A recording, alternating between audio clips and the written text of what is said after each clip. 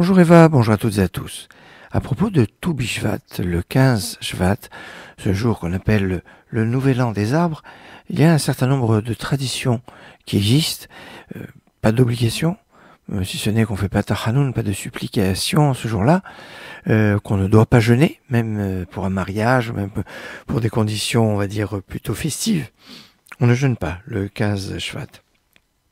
L'usage est de faire une sorte de seder. Alors un seder, ça nous fait penser au seder de Pessah. Et il ressemble un peu au seder de Pessah, puisque suivant les traditions, certains prennent arba kosot, 4 verres de vin.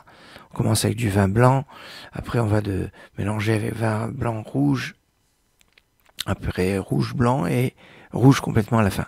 Alors 4 verres, et puis certains ont l'habitude de prendre 15 sortes de fruits, 15 comme les 15 shiramalot, les psaumes de degrés, et parce qu'on est le 15 du mois. Alors 15 sortes, 15 pour la date, 15 shiramalot, et en fait les 15 sortes de fruits sont partagés en 3 fois 5. 5 sortes de fruits qui n'ont ni noyau ni écorce. C'est par exemple la figue, le raisin. Bon, il peut avoir des pépins, mais ça ne s'appelle pas avoir un noyau.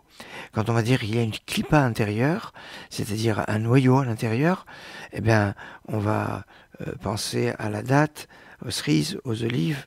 Et puis d'un autre côté, s'il y a une coque extérieure, mais pas de noyau à l'intérieur, eh ben, on pourra voir l'amande, les noix, les grenades. Voilà pour quelques points sur les fruits.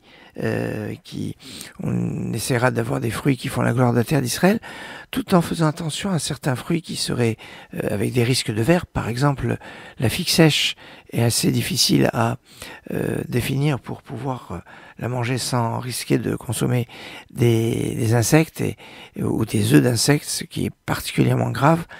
Alors dans ce cas-là, on s'abstiendra de prendre cette sorte de fruits. Excellente journée, Shavuot Tov.